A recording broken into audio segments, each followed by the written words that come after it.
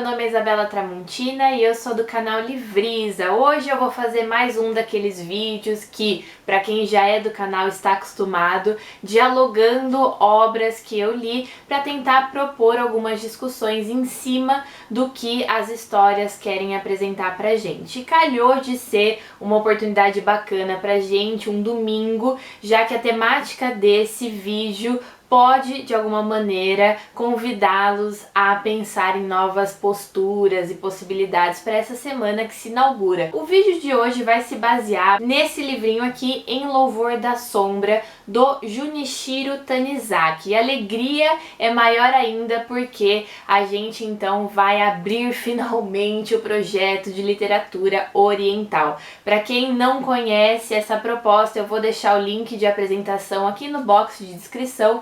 E é um projetinho que eu dei entrada lá no ano passado e só agora eu vou trazer para vocês a primeira discussão, mas o importante é continuar acreditando no ser humano, então vamos que vamos. E esse livrinho eu fiz uma releitura nessa semana. A primeira vez que eu li foi em 2017, mas num novembro um pouco tortuoso, de final de semestre, muitas coisas para finalizar. Agora na releitura foi um livro que me chegou assim do jeito preciso, por isso eu vou buscar relacionar esse livro com um verso de um dos poemas desse livrinho de poesia aqui e também com um trecho do Ensaio sobre a Cegueira do José Saramago. Para quem me acompanha lá no Instagram já sabe que eu tenho lido aí nesse feriado essa obra sensacional do Saramago, estou apaixonadíssima. Agora eu tô na página 133, mas é um encanto. Pensava que seria uma obra mais truncada e não,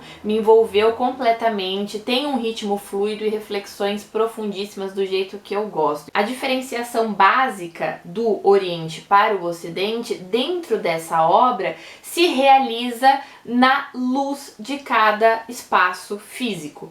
E as consequências que o autor vai debater são interessantíssimas, porque ele vai mostrar que muitas vezes esse excesso de transparência que o Ocidente quer comercializar, na verdade só esconde as impurezas, só esconde certos comportamentos, diferentemente do que vai ser proposto no Oriente Antigo, em que ambientes de luminosidade mais baixa garantem uma certa tranquilidade para as pessoas e não só um gesto que eu acho fundamental e que eu observo ter se perdido muitas vezes na nossa sociedade, que é a questão da contemplação. Hoje as pessoas têm pouco tempo para parar e refletir sobre os próprios gestos ou sobre aquilo que observa. E o que a gente tem nutrido cada vez mais é uma realidade acelerada que não se possibilita serenar. É interessante também observar como os sentidos na cultura oriental, eles não são dados a quem observa, mas sim construídos a partir da paciência, da contemplação. Isso foi um ponto que me chamou muito a atenção, porque algo que eu venho assim me questionando é sobre o quanto a gente vive uma cultura do imediato. Então, por exemplo, a gente acessa as redes sociais e tem todas as informações que a gente precisa. Na verdade, a gente gosta das informações que sejam rápidas, com conteúdos mastigados. O mais doloroso, de repente, dessa postura é que a gente perde o poder sugestivo.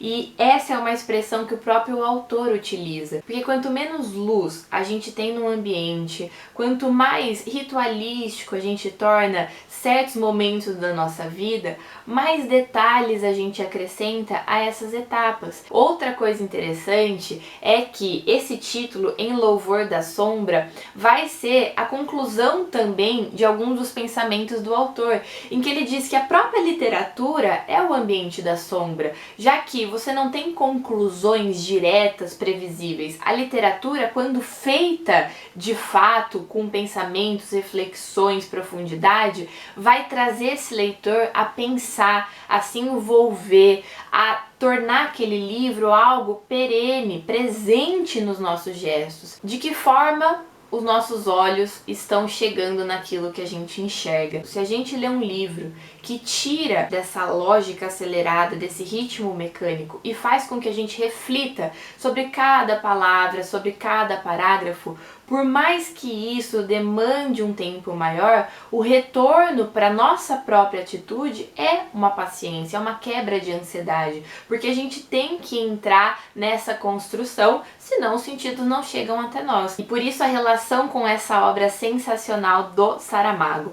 Aqui tem um trecho da história que eu marquei para ler para vocês, em que o personagem, tendo sido impactado pela cegueira, ele se vê questionando o que ele pensava sobre estar cego e a sensação atual que ele vive. Antes ele acreditava que a cegueira era uma treva, assim, então ele acreditava que quem estava cego só enxergava escuridão. E agora, estando cego, ele vê uma brancura muito intensa, como se ele tivesse imerso num mar de leite. Então ele diz o seguinte: agora, pelo contrário, ei-lo que se encontrava mergulhado numa brancura tão luminosa, tão total, que devorava mais do que absorvia. Não só as cores, mas as próprias coisas e seres, tornando-os, por essa maneira, duplamente invisíveis. E com esse trecho eu gostaria que vocês refletissem que, se a gente vive nesse ocidente tão cheio de luz, tão cheio de suposta transparência, será que, na verdade, essa brancura excessiva não engole ao invés de mostrar? E engolindo, a gente vai criando uma certa invisibilidade, viciando a nossa vista a só enxergar aquilo que nos é dado em vitrines, quando, ao contrário, o que a gente está fazendo é só esconder aquilo que a gente não tem coragem de aceitar. E para finalizar a nossa discussão, um verso do último poema desse livrinho aqui, em que diz o seguinte: quando pronuncio a palavra silêncio, suprimo. E eu achei isso sensacional. A partir do momento em que eu falo sobre o silêncio, eu deixo de torná-lo possível. Afinal de contas, o silêncio é a ausência total de ruídos. E é uma ideia próxima com relação a essa transparência tão urgente do nosso cotidiano. À medida que eu quero mostrar toda a minha vida, à medida que eu quero acessar todas as informações da maneira como elas são, de instantâneo, será que eu não estou me distanciando daquilo que de fato são as coisas, daquilo que de fato me completa, e ao contrário de um possível preenchimento eu vou me esvaziando? Essa é a reflexão que eu trago para vocês aqui nesse domingo, que a semana que vai se inaugurar seja linda para todos vocês, que a gente comece de cabeça erguida, cada um fazendo o melhor de si pelos outros e por nós mesmos, e que a gente vai se aproximando sem desistir de que a gente tem coisas assim muito bonitas para mostrar para as outras pessoas. Muito obrigada, pessoal, por mais uma vez me acompanharem aqui no canal, e até a próxima!